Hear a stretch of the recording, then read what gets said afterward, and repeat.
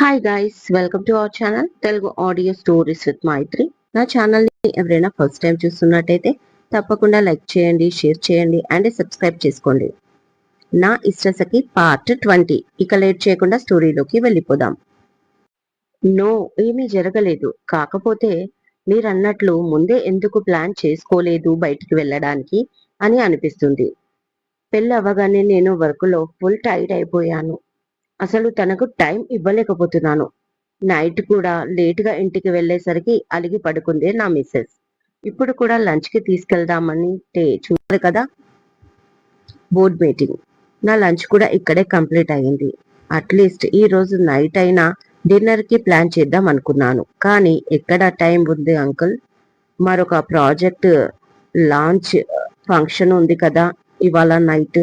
So అంతే, అంతకు మించి ఏమీ లేదు. ఇన్ఫాక్ట్ నేను ఆమె గురించి తప్ప ఇంకెవరి గురించి ఆలోచించడం లేదు. అంతలా నా బ్రెయిన్ పైన కబ్జా చేసుకుంది నా ఈషిక అన్నాడు దేవాంశ్ తన వేలో ఆలోచిస్తూ కసిగా. కానీ ఆ మాటకి శ్రీధర్ యోగిలకు వేరేలా అర్థమై హ్యాపీగా ఫీల్ అయితే సోమేష్ మాత్రం బాధతో ముభావంగా ఉన్నాడు. ఇక తన కూతురికి ఏం సమాధానం చెప్పాలో తెలియలేదు. ఇక ఉంటాన్రా అంటూ బాయ్ చెప్పి వెళ్ళిపోయాడు అక్కడి నుంచి. చాలా హ్యాపీగా కరిష్మా షీలా ఇంటికి వస్తుంది. హాయ్ షీలా, అంజలికి మళ్ళీ కాల్ చేశావా అని అడుగుతుంది. లేదు అంటుంది షీలా కోపంగా. మళ్ళీ ఏమైంది దీనికి అని మనసులో అనుకుంటూ, షీలా, ఒక ముఖ్యమైన విషయం మాట్లాడాలి నీతో అంటుంది చాలా సీరియస్ గా కరిష్మా. ఏంటో చెప్పు అంటుంది షీలా. అదే, నువ్వు అనుకునేలాగా ఏది జరగలేదు. ఫ్యూచర్లో జరుగుతుందో లేదో. అలాంటప్పుడు నా వీడియో పెట్టుకొని ఏం చేస్తావు చెప్పు. అది నాకు ఇచ్చేవా ప్లీజ్ అని అడిగింది కరిష్మా. వెంటనే కోపం కాస్త నవ్వు రూపంలో సంతరించుకొని, నీ బాబుని నేను ఎప్పటికీ పెళ్లి చేసుకోలేను అని ఫిక్స్ అయిపోయావా అని అడుగుతుంది షీలా. నో, నేను అలా ఫిక్స్ అవ్వలేదు, జస్ట్ అడుగుతున్నాను. అసలు విషయం ఏంటంటే, ఇప్పుడు నాకు తెలిసి 2-3 ఇయర్స్ వరకు అయితే ఇది పాసిబుల్ కాదు కదా. నువ్వు మళ్ళీ ఏదైనా చేసి మా బావని లైన్లో పెట్టుకోవడం తప్ప ఇంకా వేరే ఆప్షన్ లేదు. అది కాక నేను నీకు హెల్ప్ గానే ఉంటాను ఏ టైంలో అయినా. అలాంటప్పుడు నా వీడియో నువ్వేం చేసుకుంటావు అడిగింది Karishma. No my innocent friend, the great Devansh అందరిలాంటి అబ్బాయి కాదు ఏదో ఒకటి చేసి లైన్లో పెట్టడానికి. అలా పెట్టాలనుకుంటే ఎప్పుడో పెట్టేదాన్ని. చిన్నప్పటి నుంచి పరిచయం ఉన్నా ఏ రోజు నాతో అతిగా ప్రవర్తించలేదు. నేను ప్రపోజ్ చేసినా తనకు అలాంటి ఉద్దేశం లేదని సున్నితంగా చెప్పాడు. అలాంటి వాణ్ణి ఈజీగా బుట్టలో పడేయడం పెళ్లి కాకముందే జరగలేదు, ఇప్పుడు ఎలా జరుగుతుంది అని అడిగింది షీలా. మరి ఏం చేద్దాం అని అడిగింది కరిష్మా. ఇక చెయ్యాల్సింది నువ్వే అంటుంది షీలా. అర్థం కాలేదు. మళ్ళీ నేనేం చేయాలి? ఆల్రెడీ అంజలి విషయంలో చాలా చేశాను కదా అంటుంది కరిష్మా. చెప్తా అక్కడికే వస్తున్నా. కాసేపు నీ వీడియో గోల పక్కన పెడితే క్లియర్గా చెప్తా. అంజలిని ప్రేమించినా అనుకోకుండా అతని కంపెనీలో ఒక మామూలు ఎంప్లాయీని పెళ్లి చేసుకున్నాడు అంటే అక్కడ ఏదో తిరకాసు ఉంది. మనకు అర్థమవుతుంది, ఎందుకంటే అంజలి మనకు తెలుసు కాబట్టి. కానీ వాళ్ళ ఫ్యామిలీకి అతని పెళ్లి జరిగే వరకు కూడా అంజలి ఎవరో తెలీదు. సో ఇప్పుడు ఈషికానే అంజలి అనుకుంటున్నారు వాళ్ళు. ముందు అంజలిని ఎందుకు చూపించలేదు తెలీదు, కానీ ఇది మాత్రం అతనికి ప్లస్ పాయింట్ అయ్యింది. ఒక ప్రేమించిన వ్యక్తి ఆ ప్రేమను పెళ్లి దాకా తీసుకెళ్లాక ఆ అమ్మాయి చీట్ చేసి వెళ్ళిపోతే ఆ పెళ్లి ఆగిపోవాలి. ఆ షాక్ లో అతను తేరుకోవడానికి టైం తీసుకోవాలి. కానీ అలాంటిది ఇక్కడ జరగలేదు. సేమ్ టైంలోనే తమ కంపెనీలో ఒకప్పుడు వర్క్ చేస్తున్న ఆఫ్టర్ ఆల్ ఒక ఎంప్లాయీని తీసుకొచ్చి పెళ్లి చేసుకున్నాడు. దీన్ని బట్టి నీకు ఏమర్థమైంది? దేవాంశ సొసైటీలో తన స్టేటస్ అండ్ తన బంధువుల ముందు పరువు, లేదా వాళ్ళ నానమ్మ కోసం ఇలా చేశాడు అది అర్థమవుతుంది. సో ఇప్పుడు వాళ్ళ ఫ్యామిలీ మొత్తం, ఎస్పెషల్లీ వాళ్ళ నానమ్మకి ఇది కాంట్రాక్ట్ పెళ్లి అని తెలిసేలా చేయాలి. అప్పుడు ఇది దొంగ పెళ్లి అని వాళ్ళు కోపం వచ్చి తనని వెంటనే ఇంట్లోంచి గెంటేస్తారు. అప్పుడు మా డాడీతో డైరెక్ట్ గా వసుంధరాదేవితోనే మాట్లాడించి ఆ దేవాంష్ని నా సొంతం చేసుకుంటా. ఇది ప్లాన్. కాబట్టి వాళ్ళ మధ్య ఏమీ లేదు. జస్ట్ కాంట్రాక్ట్ పెళ్లి తప్ప అనేది మనం ప్రూవ్ చేయాలి. ఇందులో నీ హెల్ప్ కావాలి నాకు అంటుంది షీల. ప్లీజ్ షీల, ఈ విషయంలో నన్ను ఇన్వాల్వ్ చేయకు. నేను ఆ అమ్మాయితో సరిగ్గా మాట్లాడను.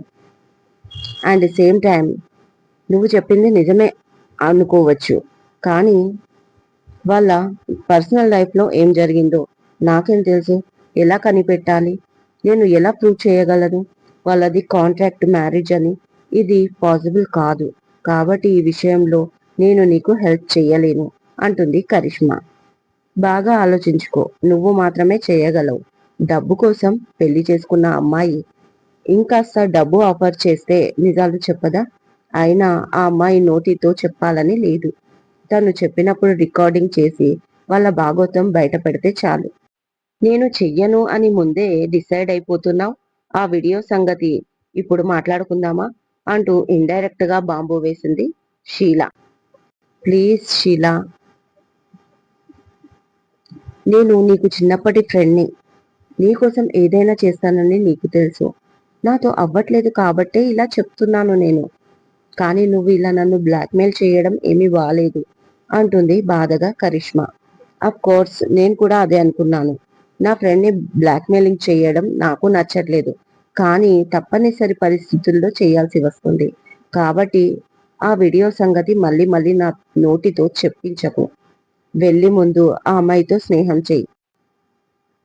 నాకు జరిగింది నీకు కాదు కదా. ఇప్పుడు మీరిద్దరూ రిలేటివ్స్, అక్క చెల్లెళ్ళు అవుతారు. దాన్ని ఉపయోగించుకో అంటుంది షీల. ఇక షీలాకి నచ్చజెప్పి వేస్ట్ అనుకుంటూ చేసేది లేక ఇక అక్కడి నుంచి వెనుదిరిగింది కరిష్మా బాధగా. నెక్స్ట్ ఏం చేయాలో ఆలోచిస్తూ. ఆ రోజు లేటుగా 9:30కి లేచింది ఈషిక. తను లేచేసరికి దేవాంశ్ వెళ్ళిపోయాడు అని తనకు అర్థమై, పోనీలే, ఇది కూడా మంచిదే, టార్చర్ ఫ్రీగా ఉంటుంది అనుకుంటూ మెల్లిగా లేచి ఫ్రెష్ అప్ అయింది ఈషిక. ఇక తన రూమ్ కి టిఫిన్ రావడంతో తినాలా వద్దా అని ఆలోచిస్తూ కూర్చుంది ప్లేట్ పట్టుకుని.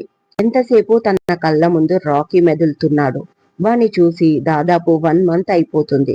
కానీ ఈ మనిషికి ఎలా చెప్తే అర్థమవుతుంది నా పెయిన్? ఎంతసేపు తన గురించి ఆలోచించుకుంటాడు అని ఆలోచిస్తుంటే తన కళ్ళలోంచి వాటర్ కారిపోతున్నాయి. ఇక ఫుడ్ తినాలి అనిపించదు. ప్లేట్లో వాటర్ పోసి పక్కన పెట్టేస్తుంది. మేడ్ వచ్చి, మేడం మీరు ఫుడ్ తినలేదు, జ్యూస్ అయినా తీసుకురానా అని అడుగుతుంది. లేదు, నాకు ఆకలిగా లేదు.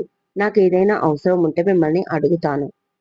నేను తినలేదు అన్న విషయం ఎవరికి చెప్పకండి అంటుంది ఇషిక రిక్వెస్ట్ గా. బట్ మేడం అనగానే, ప్లీజ్ అర్థం చేసుకోండి అనగానే కామ్గా వెళ్ళిపోతుంది ఆ మెయిడ్. ఇక వెంటనే తన ఫోన్ తీసుకొని మళ్ళీ అందరికీ ఫోన్ చేయడం, అందరినీ అడగడం మొదలు పెడుతుంది. అంజలి గురించి ఎంక్వైరీ చేస్తూ అవే ప్రశ్నలు అడుగుతుంది, అవే సమాధానాలు వింటుంది. దాదాపు 2 hours, కానీ తనకు ఎలాంటి సమాచారం దొరకలేదు. ఇక విసుగొచ్చేసింది ఇషికాకి. సోఫాలో ఫోన్ని విసిరేసి బాల్కనీలోకి వెళ్లి చైర్లో కూర్చుంది. సమాధానం లేని ప్రశ్నలు ఎన్నో తన మనసులో. ఎటూ తేలని, ఎటూ వెళ్ళలేని తన పరిస్థితి పైన తనకే జాలేసింది. దాదాపు 2 hours తర్వాత దేవాంశు వచ్చాడు తనని వెతుక్కుంటూ. బాల్కనీలోకి వెళ్తే చైర్లో కూర్చొని పక్కకు వాలి పడుకుంది ఈషిక. వెంటనే తన పక్కన ఏదో శబ్దం చేయగానే టక్కున కళ్ళు తెరిచింది ఈషిక. ఇక అతన్ని చూడగానే చిరాకు వచ్చేసి ఫేస్ పక్కకు తిప్పుకుంది. ఏ చికాకు? నేనేదో మీ ఇంటికి వచ్చినట్లు అన్నాడు తన ఎదురుగా వచ్చి కూర్చుంటూ దేవాంశ్. మీరు మా ఇంటికి వచ్చినా, నేను మీ ఇంటికి వచ్చినా మీరు టార్చర్ చేసేది నన్నే కదా అంటుంది ఈషిక. పర్లేదు, నీకు బాగానే మాటలు వచ్చు. అయినా నాటకాలు వేసే వాళ్లకు డైలాగ్లకు కొదువా అని అతను అనగానే అన్నంతో మీ కళ్ళు మూసుకుపోయాయి. ఏదో ఒక రోజు నా పైన మీరు వేస్తున్న నిందలు అబద్ధమని తెలిస్తే మీ మాటల్ని వెనక్కి తీసుకుంటారా? మోకాళ్ళపై కూర్చొని నాకు సారీ చెప్తారా అని కోపంగా అడిగింది ఈషిక. మరీ ఎక్కువ ఎక్స్పెక్ట్ చేస్తున్నావు నా నుంచి. ఆఫ్టర్నూన్ పడుకున్నావు కదా, అందుకే పగటి కలలు కంటున్నావేమో అన్నాడు దేవాంశ్ నవ్వుతూ. మరి మీకు కూడా ఓవర్ కాన్ఫిడెన్స్ అవసరానికి మించి ఉంది కదా. అందుకే గర్వం తలకెక్కితే అది అణిగే రోజు కూడా తప్పకుండా వస్తుందని ముందుగానే హెచ్చరిస్తున్నాను. కాబట్టి అనవసరంగా నన్ను మాటలు అనకండి, నిజానిజాలు తెలుసుకోకుండా అంటుంది ఇషిక కోపంగా. వాగింది అయిపోతే వెళ్ళి లంచ్ చేద్దాం. నీకోసమే వచ్చాను. మార్నింగ్ టిఫిన్ చేయలేదంట కదా. మళ్ళీ కళ్ళు తిరిగి పడిపోతే తలనొప్పి. ఎంతైనా నీ హస్బెండ్ ప్లేస్ లో ఉన్నాను కదా అంటాడు దేవాంశ్. తను ఏదో అనడానికి నోరు తెరిచే లోపల, సార్, పెద్ద మేడం మీ ఇద్దరిని లంచ్ కి పిలుస్తున్నారు. ఆల్రెడీ వాళ్ళు వెయిటింగ్ లో ఉన్న డైనింగ్ ఏరియా దగ్గర అంటుంది maid. Okay, I will just coming now అంటూ పద, నానమ్మ మన కోసం వెయిటింగ్ లో ఉన్నారు అన్నాడు దేవాంశ్. వరదలొచ్చి ఒకడు కొట్టుకుపోతూ సహాయం కోసం చెయ్యి చాచితే నీళ్లలో నా రూపాయి బిల్ల పడిపోయింది, నీకు దొరికిందా అని అడిగాడంట ఒడ్డునున్నోడు. మధ్యలో వీళ్ళగోల ఒకటి. మీరే కాదు, మీ ఫ్యామిలీ కూడా తేడానే, చంపేస్తున్నారు అందరూ కలిసి నన్ను అంటూ గొనుక్కుంటూనే వాష్రూమ్ లోకి వెళ్తుంది ఇషిక. తన మాటకి, తను చెప్పే వెరైటీ సామెతలకు పోయింది. తన మాట విని వెరైటీ సామెతలు చెప్తుందేంటి ఈ అమ్మాయి అనుకుంటూ దేవాంశ్ నవ్వుకుంటాడు. ఇద్దరు కిందికి వచ్చేసరికి యోగి, శ్రీధర్, సుజిత, కరిష్మా, కశ్మీర, షర్మిల అందరూ ఉంటారు. కరిష్మా ఇషికాతో మాట ఎలా కలపాలా అని ఆలోచిస్తుంటే, ఈవిడ గారికి వైభవం ఎక్కువైపోయింది. మా మమ్మీ పిలిస్తేనే కాని మహారాణి గారు కిందికి రావడం లేదు. ఏదో ఒక రోజు మొత్తం అందరి కళ్ళల్లో దించేస్తాను దీన్ని అని షర్మిల అనుకుంటుంది కసిగా ఇషికాని చూస్తూ.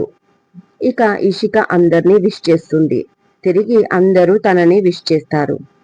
ఏమా, చాలా నీరసంగా కనిపిస్తున్నావు, ఒంట్లో బాలేదా అడిగింది వసుంధరాదేవి ఈషికాని దగ్గరికి తీసుకుంటూ.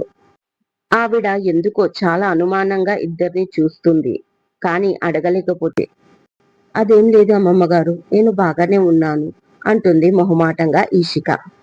తను అబద్ధం చెప్తుంది నాని అంటూ చైర్ తీసి పట్టుకుంటాడు ఈషికని కూర్చోమన్నట్టుగా ఎంతో ప్రేమ చూపిస్తూ దేవాంశ్. ఒళ్ళు మండిపోయింది ఈషికాకి, అతని మాటకి, అతని చర్యకి కూడా. కానీ సైలెంట్ గా కూర్చుంది చైర్లో. ఎందుకు అబద్ధం చెప్తుంది అని అడిగింది స్ట్రేంజ్ గా చూస్తూ వసుంధరాదేవి. ఈషిక పక్కనే దేవాంశు కూర్చొని, అలిగింది నాని అన్నాడు. ఆ మాట వినగానే ఈషికకు కోపంతో కళ్ళెర్రబడ్డాయి. స్ట్రేంజ్ గా అతని వంక చూసింది. ఓ అవునా, ఎందుకలాగా అని మళ్ళీ అడిగింది ఆమె. ఏం చెప్తారో చూద్దాం అనుకుంటూ.